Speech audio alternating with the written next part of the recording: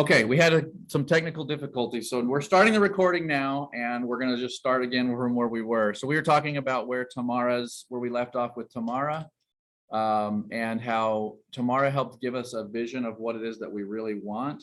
Cookie was sharing that her vision while she was doing the close eye exercise, her vision of what she was going to accomplish grew, so she knew she needed to accelerate what she was doing. So it's always good to create something in your mind before you try to create something in reality, right? So that's why we always start with that great skill set that Tamara has to get to that point. Today, what we're going to do is we're going to start getting our hands a little bit dirty, and we're going to focus on a few principles and topics, and then we're going to focus on numbers, which is the part I love, because I don't think you can ever have a business plan if you don't have some numbers behind it. And I'll talk with you guys about the way to keep the numbers really on point and very simple, but also very effective, after we talk about some other principles. And then the third session, we're actually going to do the third session with Pam is going to be in January. And Pam is going to bring it all together. And when you leave her session in January, is that scheduled for the 11th? I think it's the 11th. When you leave her session in January, you will have a completed actionable business plan that is like a roadmap forward. That's how Pam describes it. It's a roadmap forward of everything that you want to try to accomplish. The 12th of January. Okay. So let's talk a little bit about sphere of influence. Who in here wants to be an influencer? Yeah, you guys want to be influencers? What does that mean today in our world? Like, if you want to be an influencer, what do people think that means? Like in social media, you're an Instagram influencer. What? Have a lot of followers to what end? To no end, just be popular. Yeah, just be popular. That's not my thought, though. Okay. So a lot of times when I ask a group of realtors who in here would like to be an influencer, people are a little bit kind of turned off by that idea because, influence. I don't want to be an influencer, but we call this the sphere of influence. And this is the place where I've heard all kinds of stats on this, but I think we can safely say more than 80% of all real estate business comes from somebody's sphere of influence. I've also heard many realtors say, I don't have a sphere of influence. That is just totally negative, unproductive thinking. That is absolutely not true. Everybody has a sphere of influence. Some are bigger than others, but we can all do something with it in some degree. So the first exercise we're going to do is I want each of you to think about what it is that you feel you bring to the table for a client, that you offer, like you're offering, or what your strengths are, or what it is that you bring to the table that is the thing you can feel the most passionate and confident about. Okay, so like I'll give you one example. For me, if somebody needs to do a really, really tough negotiation with a lot of factors in a really complicated commercial transaction, I feel very confident that I can analyze that, figure it out, do it, bring order from chaos, right? So that's one of my kind of core beliefs of myself. So what I want you guys to do is I want you to write down the list. So we're going to do two lists. We're going to do, the first list is going to be a list of how you want to be perceived as a realtor. That's going to be the first list. And you can just make them one word. You can make them phrases. You don't need to write like a big, long paragraph. This is just simple to get ideas out of your head as quick as possible. So I want you to write down, how do you want to be perceived as a realtor? So this will be perception by your clients, how you're perceived by other realtors, how you're perceived by people outside of the industry. What is kind of like your ideal perception of how people will perceive you as a realtor? Then what I want you to do after you've kind of dumped all of that thought out there, what I want you to do is I want you to I want you to pick 5 words that capture what you feel you are the most confident in. This isn't factored by experience level or how much business you do. Just the thing that you know you can really deliver, the things that you know you can really offer the most to your client when you represent them. So go ahead and note those down on the paper, write down as many of those things as you can about how you want to be perceived. And then you're going to take from that 5 words that most capture what you're the most confident in. All right, so I'll give everybody a few minutes to do that.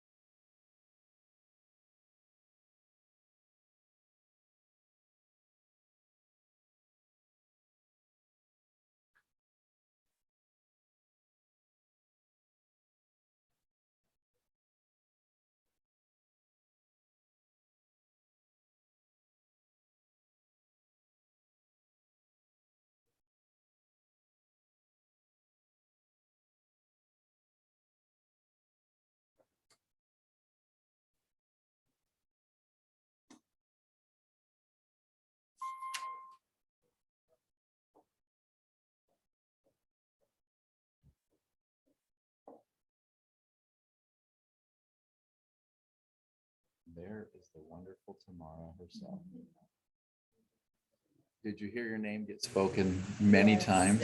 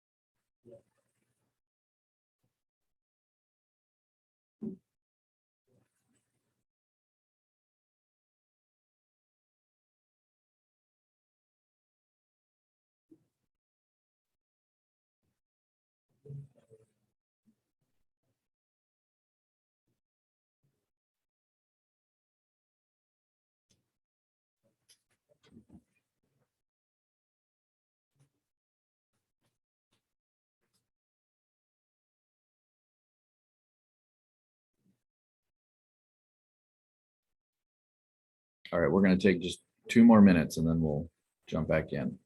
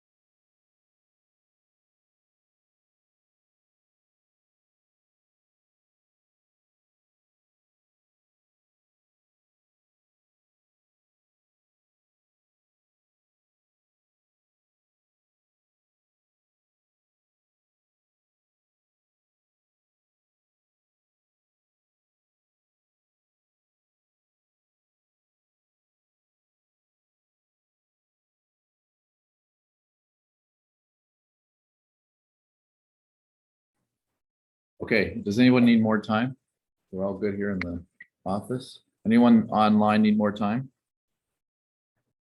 Okay. Okay, so could we get somebody on the Zoom call who's willing to just share with us what you wrote down about how you want to be perceived? Yvonne, you I raised will. your. Okay, I'll Yvonne, share. go ahead.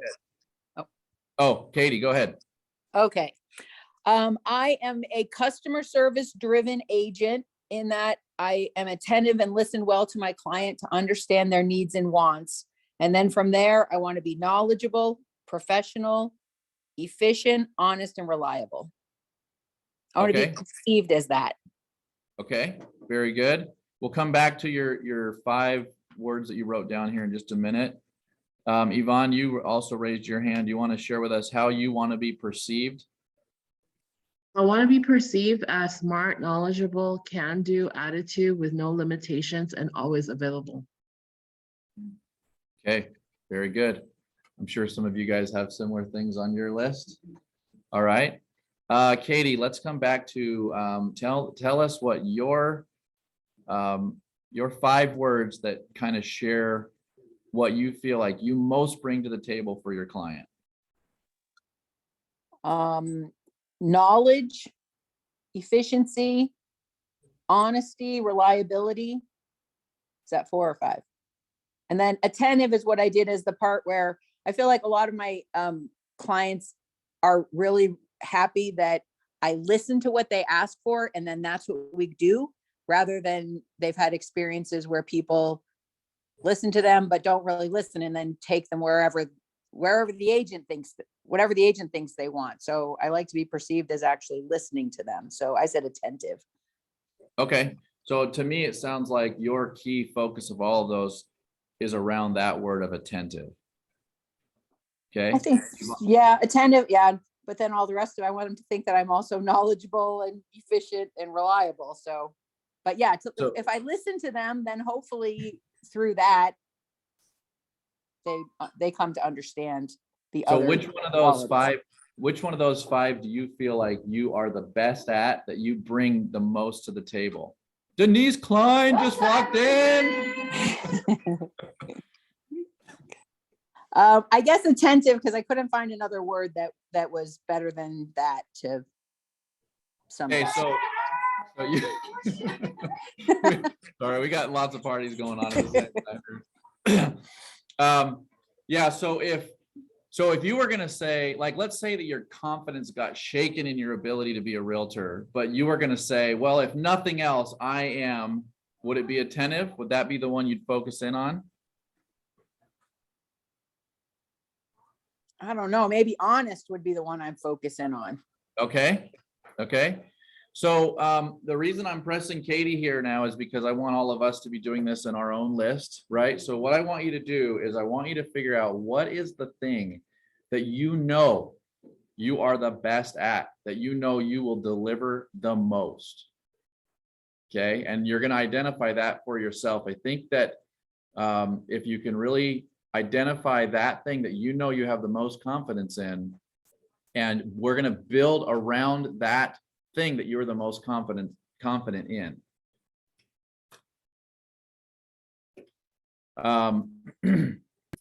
So one of the reasons we're doing this is because I know for certain I have coached enough new agents to know that every new agent has a lot of insecurity about his or her ability to actually represent a client the right way. Well, I haven't really done very many transactions. So if you're constantly living in the, I haven't really done very many transactions, you are completely ignoring the super positive thing that you have total confidence in that you can deliver. Can you deliver on that one word you're going to end up circling as your main focus of what you are totally confident in? Can you deliver on that even if you're not experienced? And if the word you circled in on was I'm experienced and you're not experienced, pick a different one. Okay, we want something that you'd have no doubt inside of you that you are the most confident in. And then what you're going to do is you're going to use that in a phrase similar to this. So in a minute, I'm going to give everybody a chance to kind of write this down in your own way, speak it your own way of speaking it.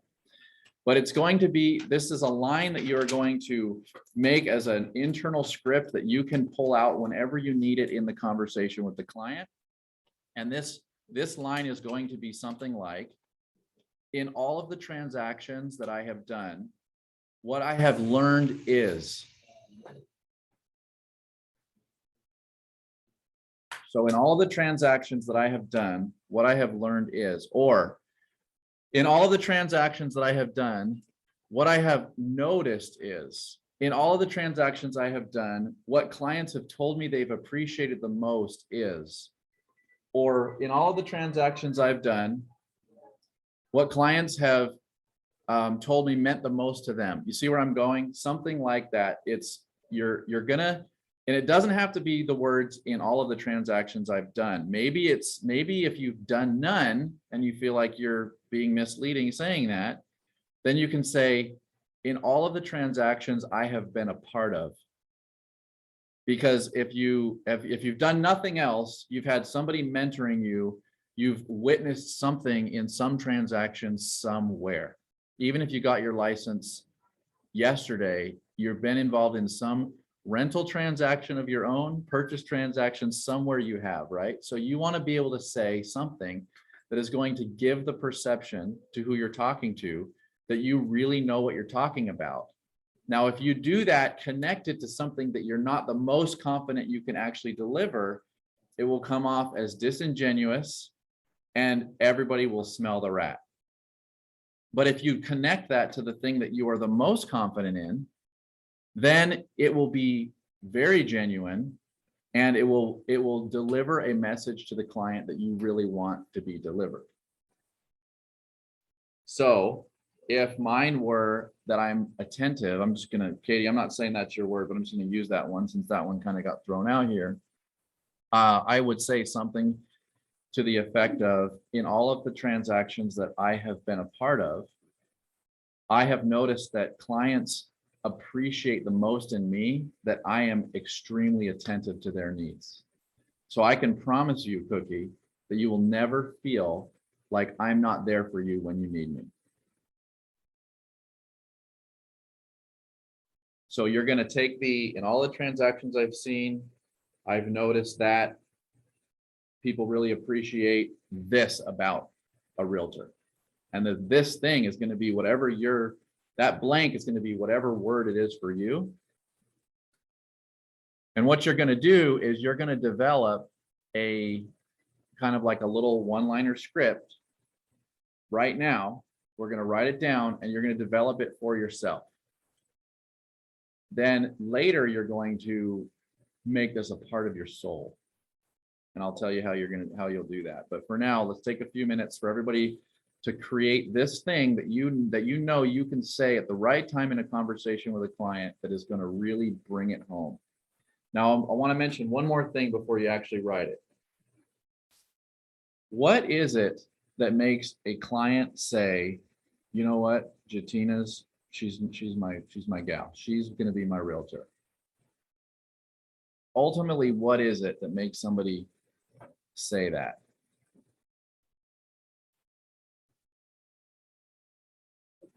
Anybody on Zoom want to?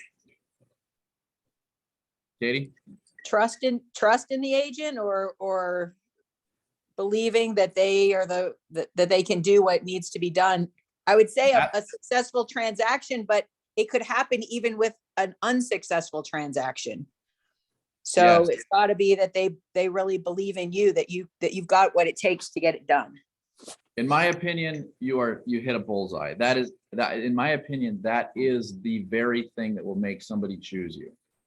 So the way I describe what Katie just said, because I'm a little bit more cold and analytical, is point A to point B. Okay, so they know where their point A is, they know where they're at, and you don't. They don't know where point B is, but you do.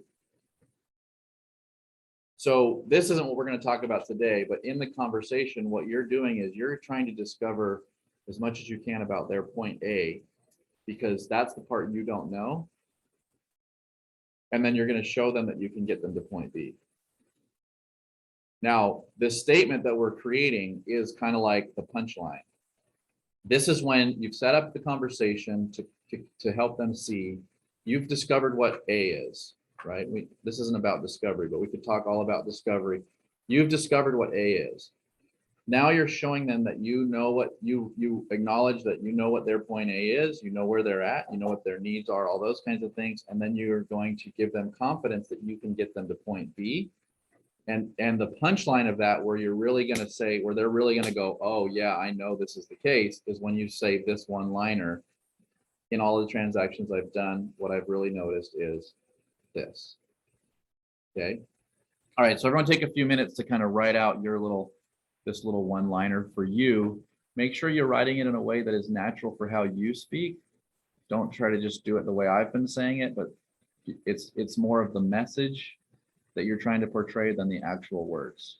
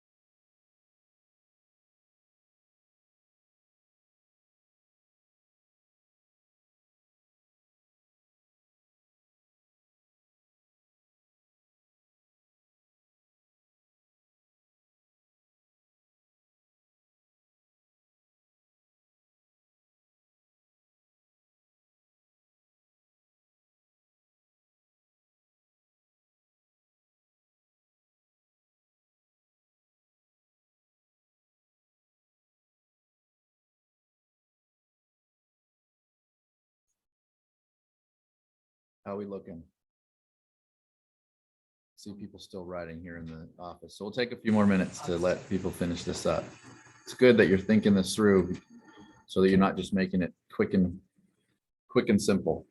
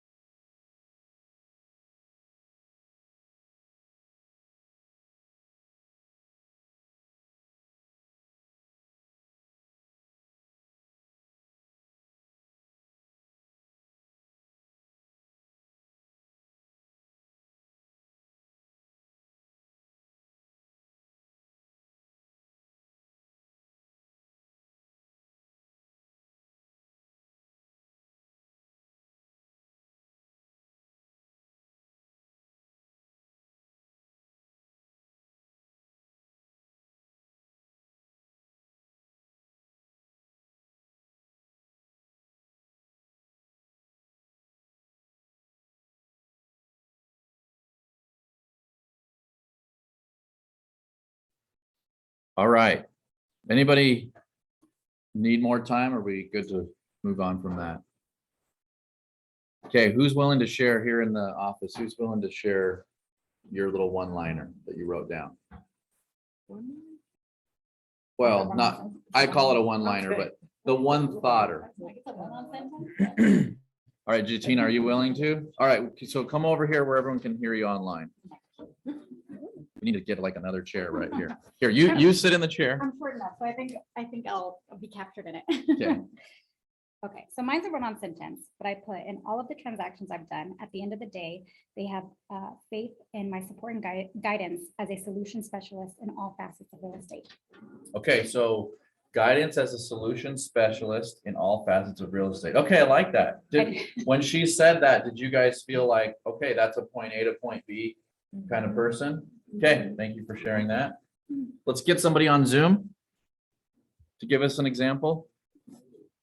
Hey Cody, Vicky here. Yeah, go ahead, Vicky. In all the transactions that I've done, what I've learned is each is unique and most blockers can be resolved. So let me partner with you in realizing your goal with use of the many resources available to us. And my key word was resources. Very good. Very good. See how that was like totally different, but could you feel Vicky's confidence? Like she's like, I know I can deliver on that. Right? So the thing you can deliver is what you want to focus that statement around. I'm convinced that if you nail that, you will land more business. You'll get more buyers, more sellers. One of the things I wrote down in the beginning for my things about not only how I want to be perceived, but what are the things I can deliver the most on. I wrote down, I never fail on listings. I do not remember not getting a listing. I know it's happened, but my brain won't let me remember it, right? And 80% of the time, they're choosing me at a percentage higher than the next person's offering, right? And I don't know why. I couldn't really tell you always why, but I can tell you that I am very confident that put me against any other listing agent, I'm going to get it. So when you have that kind of confidence, then it really comes out in everything else that you're doing for the client, and stop focusing on all the things that you're not good at. And so what I mentioned in the beginning was I've seen new agents do this, but the part I forgot to say is that even experienced agents, I observe experienced agents do this. There was a guy that I did a little bit of help with in Elko. And he was getting tons and tons of listing appointments and couldn't get the listings. And he was actually pretty experienced and he did pretty decent business, but he was getting it because he was just nonstop working on it. But his conversion ratios, his percentages were abysmal. And I could tell right away that what he was doing was he was like almost apologetic for the places that he wasn't good enough. It was like he felt like if he apologized for the things he wasn't good in, then people would appreciate that in him, and then he could then focus on the things that he could bring to the table. And all we did was what we did today, just get him focusing on the things he knew he could.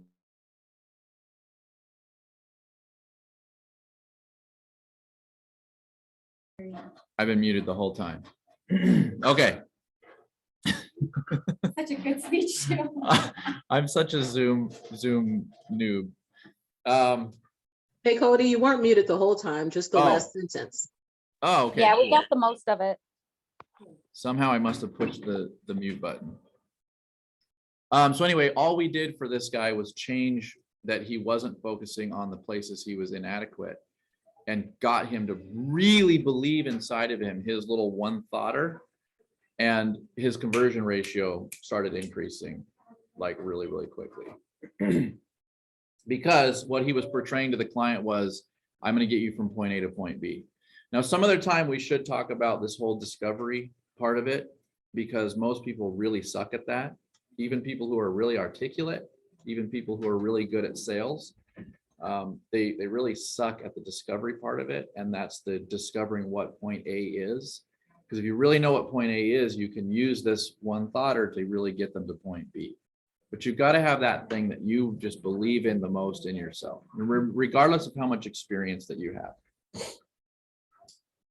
All right. The second principle I want to talk about here is I want you guys to jot this down, and I'm going to put it in the chat for everybody. Did this with Yvonne's team the other day. Let me get this just a second.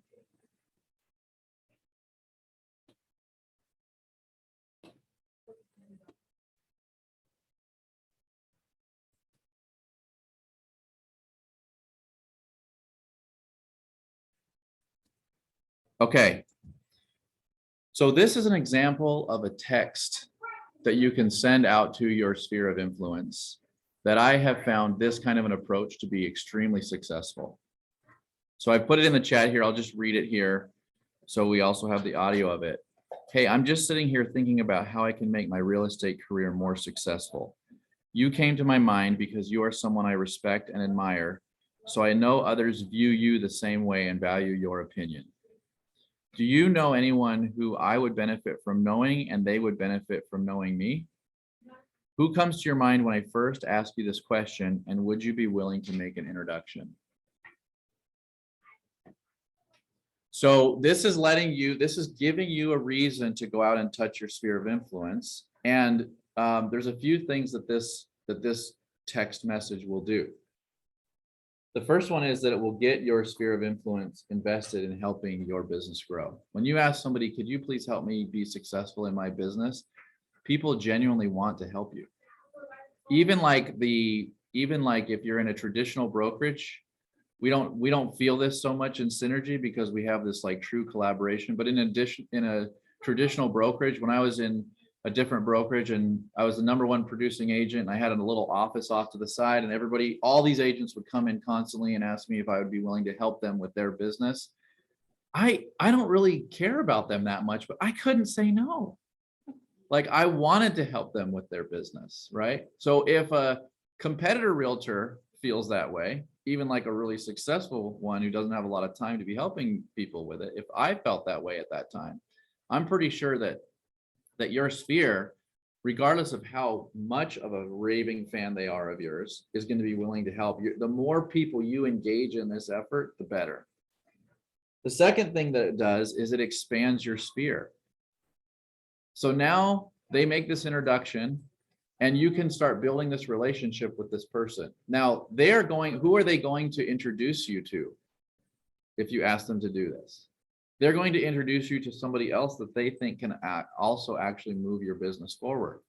So this gives you another person that you can make contact with and you can build a relationship with. And eventually, guess what you're going to do? You're going to send them this text and they're going to do that. And that is how I have seen an agent build his sphere of influence in an amazing rate using this text message. You can also do it as a video message. Good. Yes. That would be very good. Do it as a video message also. And then it also will just be actually truly prospecting. That's the third thing, is it's just truly prospecting, because you're going to talk to that person and say, you know, Tamara, I told Tamara, she's somebody that I really respect. And I know she knows a lot of really cool people. And I asked her, who comes to mind first for somebody that I should know? Because you're also a great person, right? And she told me you, Cookie. So Cookie, this is why we're talking. I need to know about you. And ultimately that conversation is going to come around to, yeah, I asked her this because I'm trying to make myself have a better real estate career. And I don't know why she thought of you, but why do you think she thought of you? So I have done classes before with people where I have them type the text into their phone right then and send it to who they think of first in their sphere of influence. And we usually get about 90% people have responded before we're even done with the class. So that it's a very good response. Now, there are lots of these that you can come up with that are just ways you can engage your sphere. All right, one last thing, and then we're gonna go to the good part, which is the numbers. All right, everybody get a little piece of, get a spot on your paper that's about this big, like a third of a page here. And we're gonna make this little matrix. And let's see, can you guys see that? So the top two right here are gonna be urgent and not urgent. So the row along the top is gonna be urgent and not urgent. So the left column, basically, this is the urgent column. This is the not urgent column. And then the rows are gonna be important. The top row is gonna be important and not important. So everyone got that little matrix created on their paper? All right, so if we go to row 1, column 1, this is us preparing to talk about spreadsheets. Row 1, column 1. I'm warming you guys up to spreadsheets here. That is urgent and important.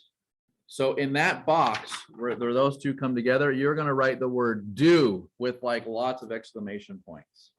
Do, those are the things you're going to do. Now, if you go to the next column over in the important, not urgent, you're going to write the word decide. And what you're deciding is, are you going to do it now or later?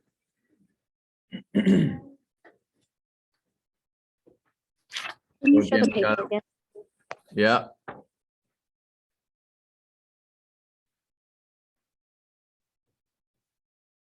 Do we need to go backwards? Let me go backwards just to make sure we're all in the same place. So we've got a little matrix, which is just a very simple spreadsheet that we're going to draw instead of doing it in Excel. All right.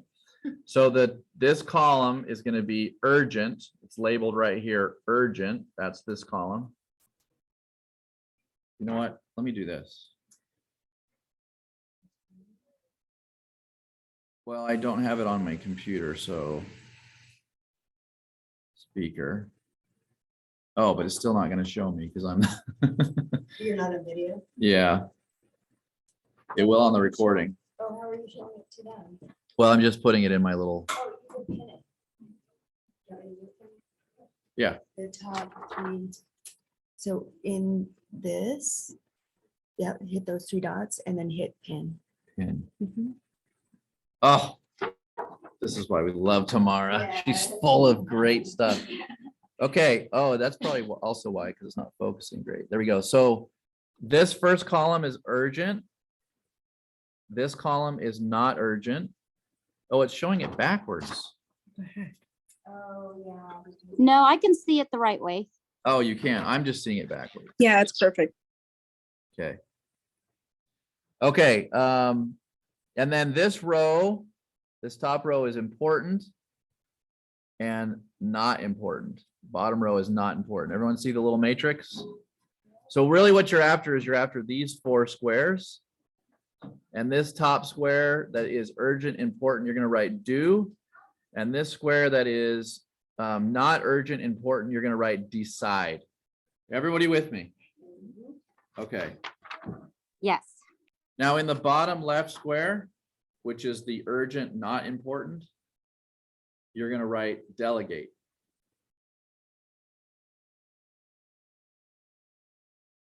And in the bottom right square, which is the not urgent, not important, you're going to write delete. How many people live in the delete square way more than you should? My hand is raised. When I do this exercise with what I've got, I take my whole, I use an online to-do list called Noseby. I love it. But what I can't do is categorize it like this super easy. So every once in a while, I'll just try out this little matrix and I'll write in there and I'll force myself to put them all in there. And I'm like, my gosh, I'm so good at getting done the deletes. Now, what I've done is I always think to myself, well, if they weren't important, then I would have never written them down. They're all important. So I don't actually really have a delete. I have a simmering. I call it simmering, which is like, that's on the back burner, it's simmering. And you know, when that thickens up, when that sauce thickens up, then I'm going to bring it to the front burner. Because I can't ever really like let go of these things. This is just me. Well, I let the universe take care of those things. So I have my to-do list and I have the universe's to-do list. Tamara is explaining that she lets the universe take those things off of her list. But for us mortals who can't do it as good as Tamara, I delegate to the universe. she delegates to the universe, right? I luckily, thankfully, have some very smart women in my life who help me. Stacy, you all know, Lacey, you all know, these women like keep me focused on this stuff. And so they are my universe, I guess you could say, like for tomorrow. Okay. So this is another good exercise you can do, because my goodness, realtors are amazing at chasing a little shiny object around the room. You've seen the video recently of the cat chasing the laser pointer. I might as well just put realtor on the cat. I mean, oh my heck. There's just a million things. This is why I think you got to focus on the thing that you're the most confident in. Because if you're trying to do somebody else's business plan, I just haven't ever seen that really be working.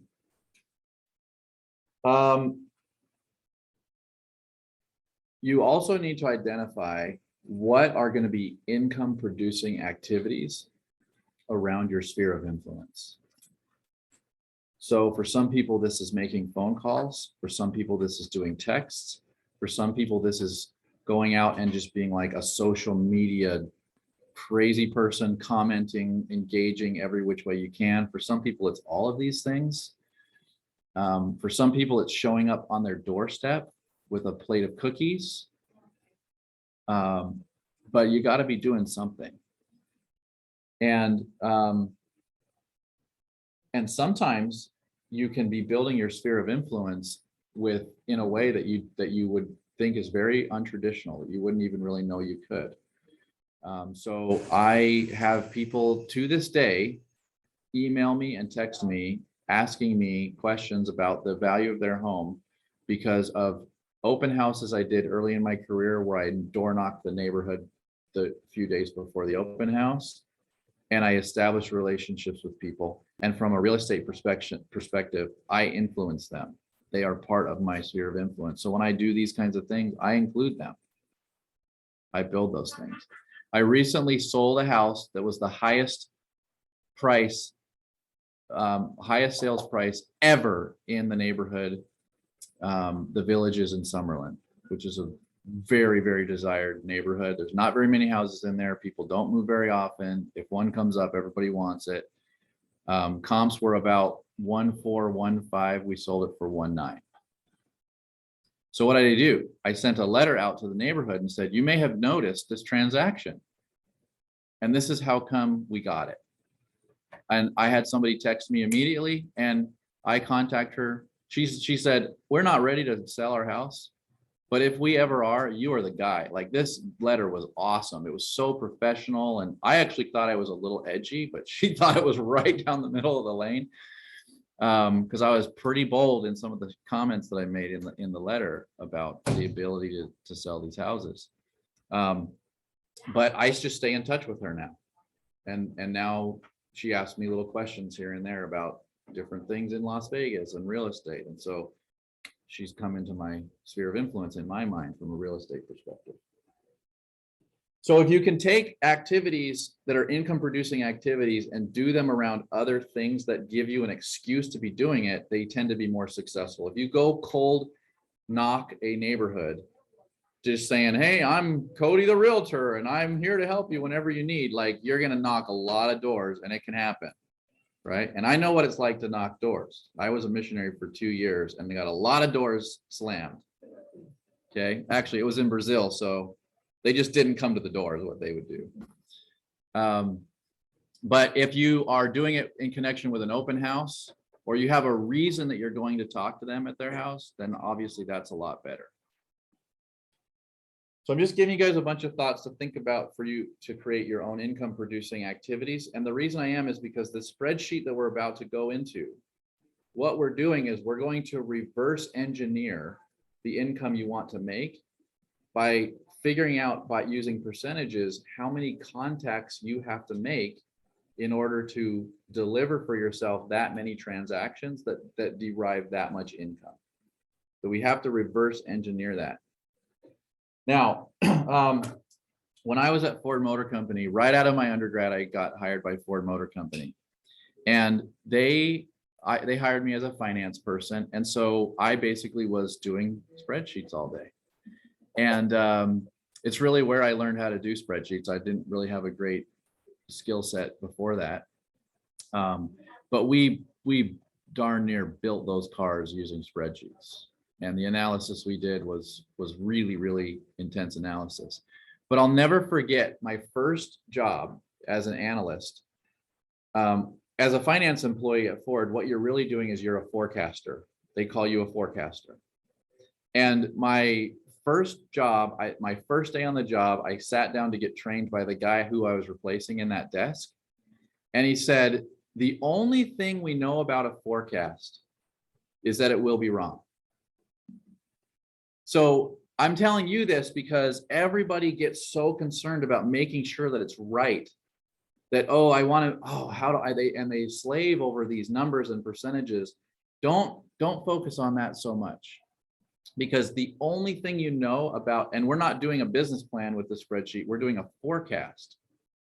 Now, why do we use the word forecast? Because in the corporate world in Ford Motor Company, they don't have goals. They don't have corporate objectives.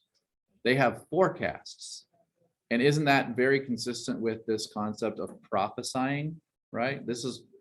Tamara brought this really home for me when we were in that. I was listening to her thing sitting in the airport, and I was like writing notes as fast as I could. And it really came full circle for me that we're not going to do goals. We can make goals about what activities we want to do, but the results, if you make goals on results, it's really a wish. So call it a forecast, prophesy it out for yourself. Now, the only thing you know about the numbers is that they will be wrong. That's the only thing you can be sure about in a forecast, is that it will be wrong. So what you do is you make this be something that you're looking at consistently. So we're going to do it today. And then end of January, you're going to say, okay, I said I was going to do this many this month. This is how many I did. And did it result in the percentage and ratios that we thought it was going to? And if it didn't, then you say, oh, you know what? I need to change this. I thought that 50% of all the people I called was going to turn into a transaction. Turns out it's only 2% of all the people I called. Or I thought that if I made an appointment to go do a listing, I would get 50% of those listings. Turns out I'm getting 90% of those listings. So you can adjust your forecast as you go. So I was like, literally, I'm brand new. I'm like 20 something, early 20s, finished my college. I'm in my first job. It's a forecasting job for Ford Motor Company, one of the biggest companies in the world. And the guy says to me, okay, so we're going to complete this forecast. And then I was like, oh no, then what do we do for the rest of the year? I mean, I was so naive. I was like, what do we do for the rest of the year? Well, what we do is we do a variance analysis on the forecast. So every month we say, we thought we were going to do this. This is how much we did. This is actual versus forecast. Then we would say, how do we adjust our full year forecast now based on that? And as the year went on, we got closer and closer to knowing what was going to actually happen. And at the end of the year, we were still wrong in the last month, but at the end of the year, we were like, now we have it all right because we know what actually happened. That's what we did constantly. And there's some power in that exercise. Now, some people do it quarterly, some people do it monthly. I wouldn't do it more often than monthly, but you got to come back and look at this sheet. That's got to be part of your income producing activities that you write down is, I'm going to come back and look at my sheet. I'm going to do actuals versus forecast. Then I'm going to say, how does this affect my full year forecast for the remainder of the year? All right, let's dive into the sheet here. All right. Share screen.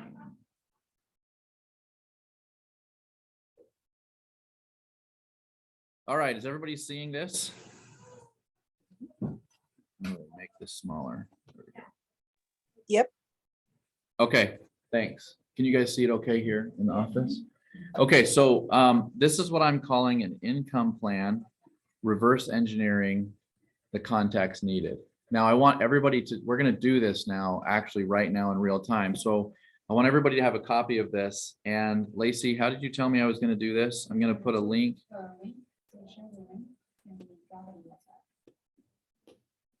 Okay, so share.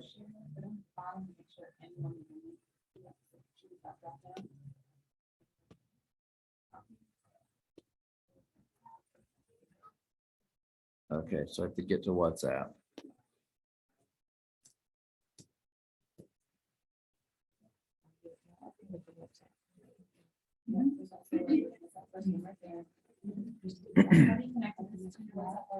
Yeah. You just, it just wants you to refresh. So we're going to that.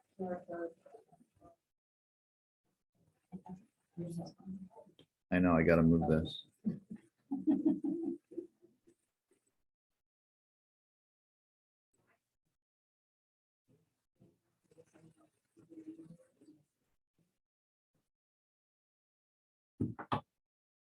Okay.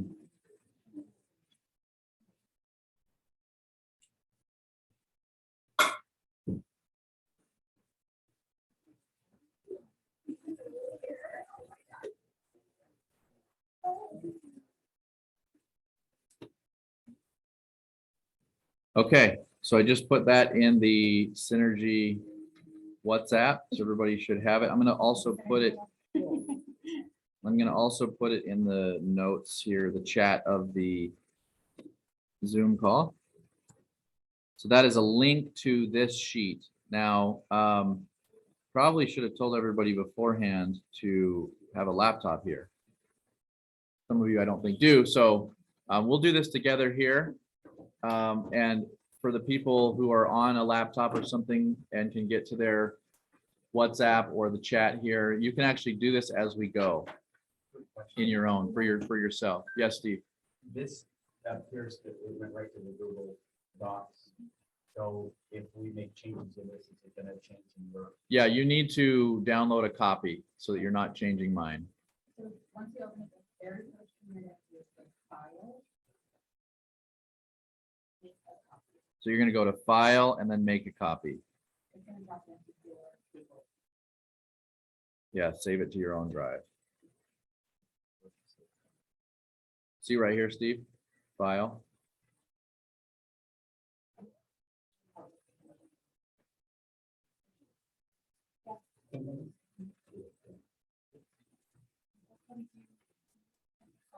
You don't print out a spreadsheet like this because every cell you change changes everything else. You can print it out at the end once you're done with it. But let me just take you through it so you can see how this works.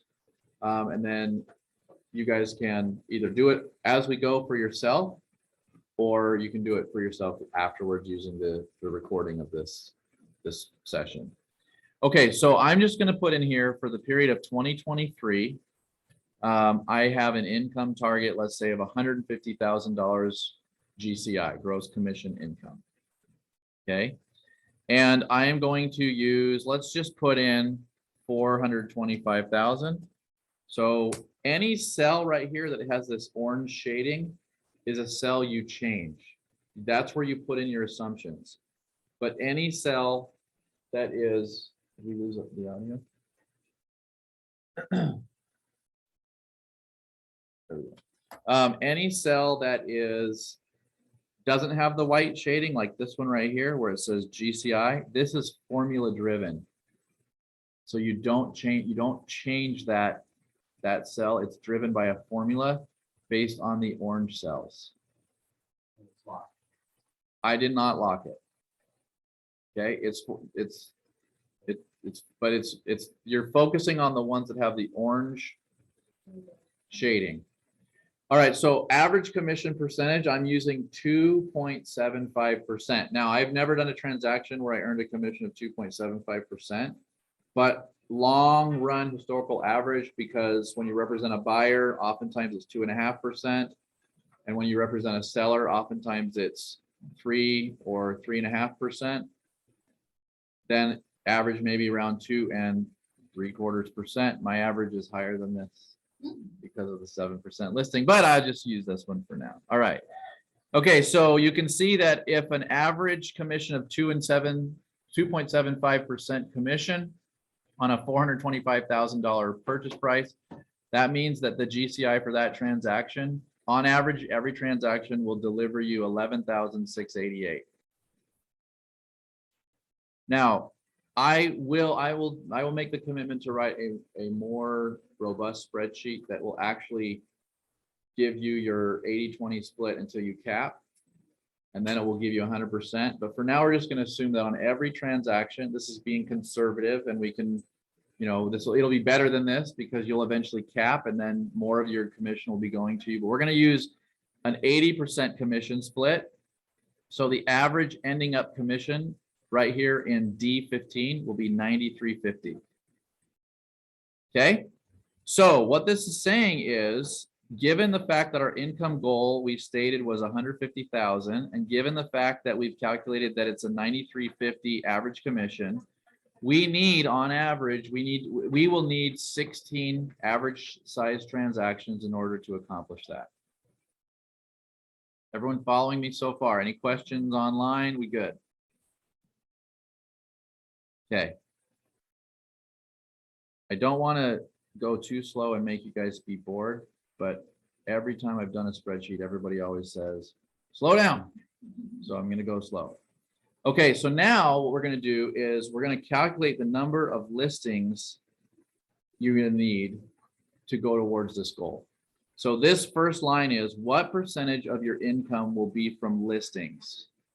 Okay, so I'm gonna put in here 30%. For me, it's way higher than 50% of my income is listings, but let's just for this argument, we're gonna put in 30%. So that means that of my 16 listings, 4.8 of them, or sorry, of my 16 transactions, 4.8 of them will be listings. Now, of all the listings I take, what percentage of them will actually sell? Now, I wrote down on my list in the beginning of you know how we write down the things of how we want to be kind of known. One of mine was my deals always close. And my assistant, Stacy, she's been doing TC for other agents now, not just me. And I was really reluctant to do that. But eventually I was like, I just can't hold this girl back anymore. She's so good. She's got to be, I gotta let her grow a little bit. But so she's doing transactions for other agents, and she has said to me, wow, your transactions always close and these other ones don't always save them. I don't know how you do it, but you close your deals, right? So I would put higher than 90% there, but you put in there what you think is right for you. If you think that's 80%, if you think that's 100%, maybe don't go 100%, because every once in a while something will change. You know, somebody's reason for moving will change, and you just take it off the market, right? But maybe it's 95%. So let's say it's 90%, then that means that I'm gonna need 5.3 listings to accomplish 4.8 closed listings. All right, so now I'm gonna ask myself, what percentage of listing appointments that I take will result in me getting the listing? Now, I don't like 50%. I think that's like basically telling yourself that you're not good at getting a listing from the beginning. Let's just use 80%. So I'm just changing that cell from 50% to 80%. So of all the listing appointments I go on, 80% of the time I'm going to get it. That means that to get my 5.3 listings that result in 4.8 closings, I need 6.7 listing appointments. I need that many at bats. See how we're reversing it? We're reverse engineering this. Now, of all the prospects that I talk to about a listing, how many of them will actually result in a listing appointment? Now, this is the one that's probably the most difficult to forecast. So this is the one you want to pay really close attention to, so that when you do your variance analysis after your first month or quarter or whatever, you know, you can put in the number that it's actually showing you, and you can change that throughout the year based on what your results actually are. So this is right now assuming that a third of the prospects that you know are like they actually could become listing appointments. A third of them will become listing appointments. That would mean that you would need 20.1 prospects in order to get the 6.7 listing appointments, in order to get the 5.3 listings, in order to get the 4.8 that close. Following? Okay. So now, number of contacts needed to generate one prospect. This is another one you want to pay really close attention to. Okay, I contacted this many people. It turned into one potential. So if that's, I talked with 20 people and it turned into one potential, you'd put a 20 in there. If I talked with 5 people and it turned into one potential, you'd put in 5 there.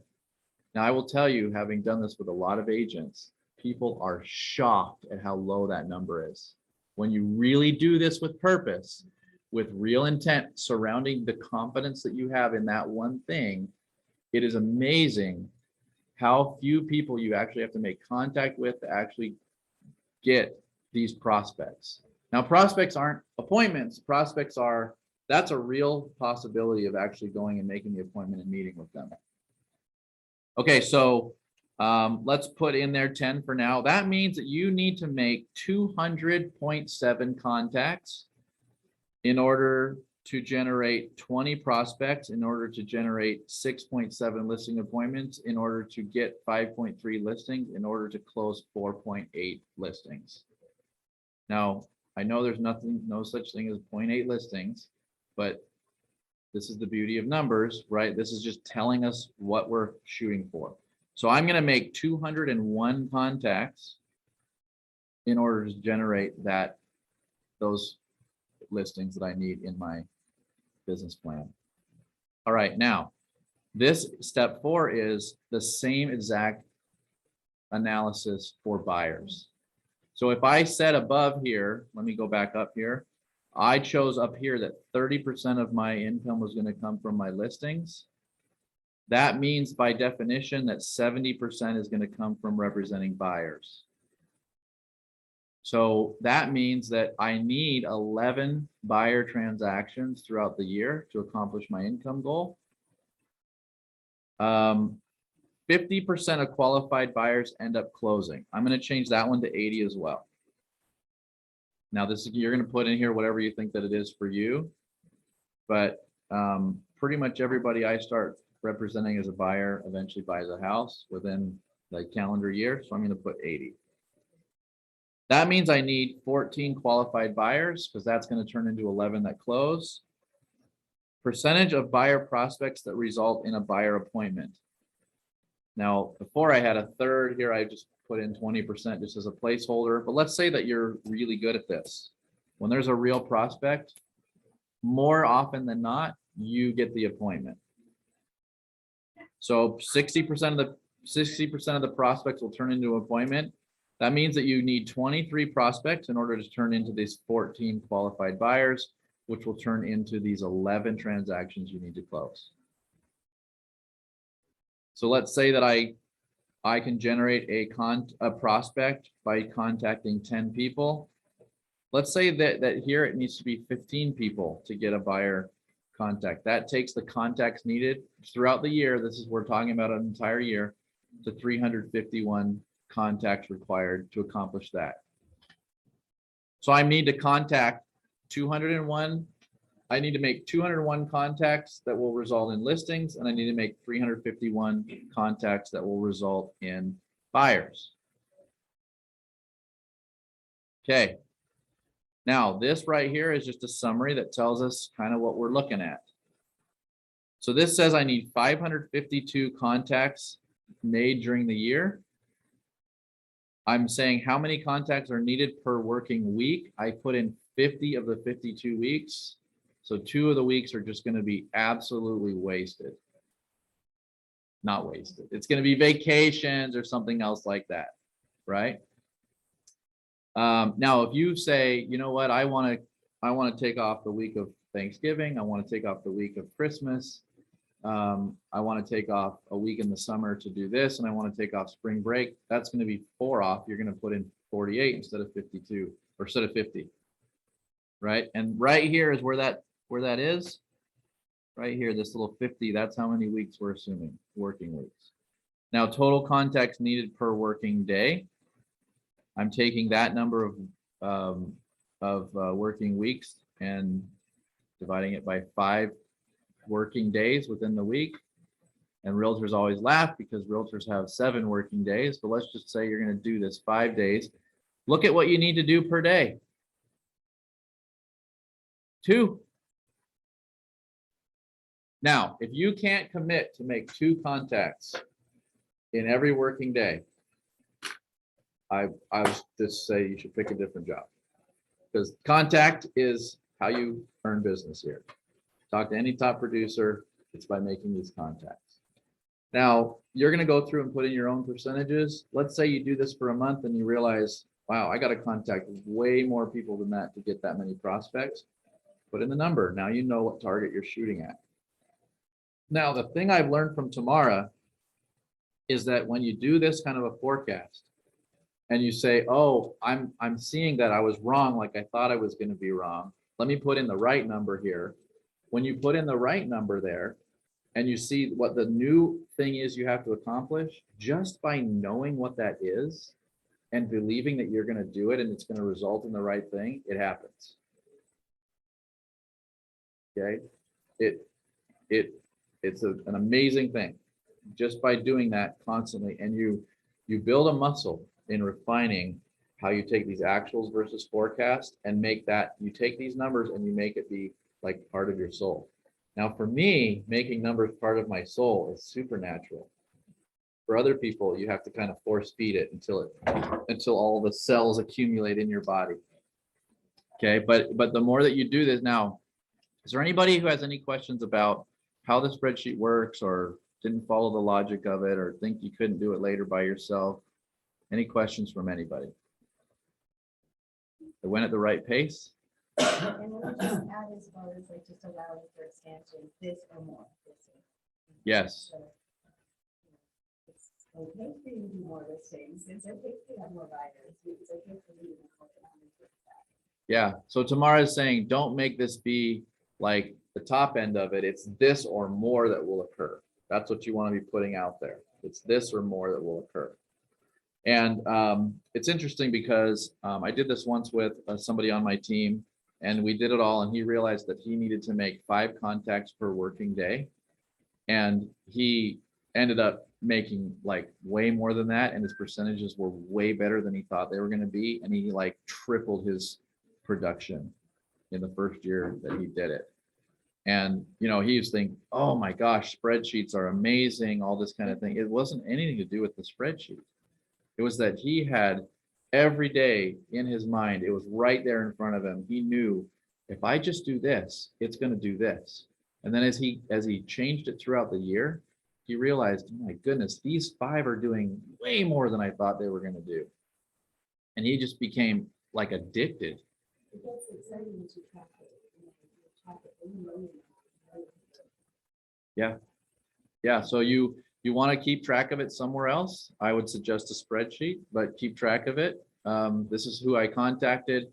Did it result in it or not? And at the end of each week, tally it, and then tally that for the month and say, oh, okay, so I thought that if I contacted, so now this is for a year, but like if you divided that down into the months, right? Okay, I thought if I contacted 16 people, it would result in this number of listings, and I only contacted 12 and it resulted in these numbers, right? And you can just put those, you can just change those in here, make a new copy. This will be your full year original. Then your new copy will be, let me just make sure that. So then your new copy will be a different copy. This is what I actually did, and I'm changing the rest of my forecast based on that.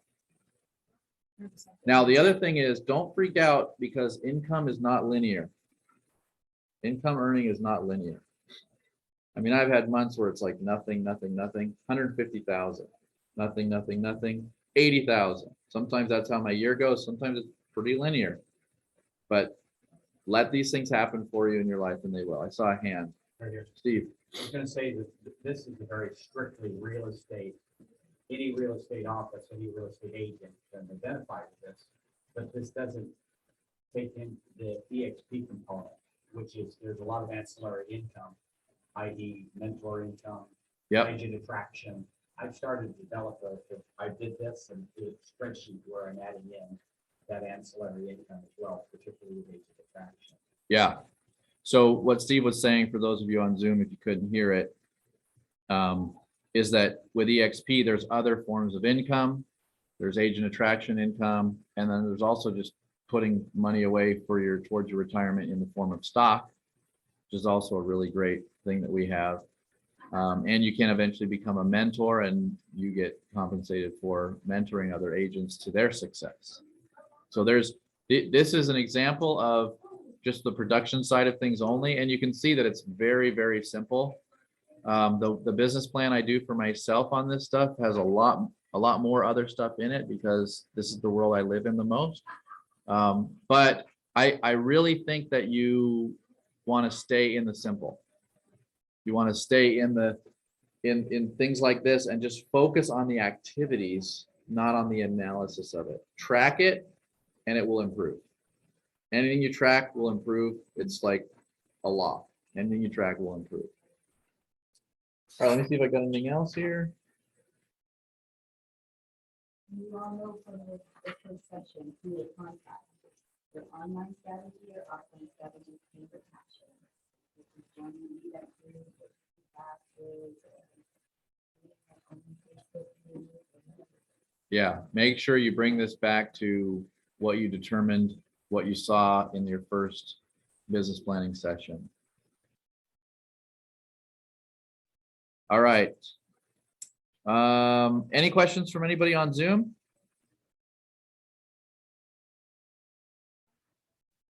All righty. Well, thanks for being here, guys. I hope you found it helpful. And if anybody needs any help with this later, or can't quite figure out the way it works, or what do you think about this percentage, I'm always willing to help you. Contact me anytime. Thank you. Thanks, guys. If anybody wants to work. Thank you so much, Cody. If you want to work here right now, you want some, face over your shoulder. Thank you, thank you.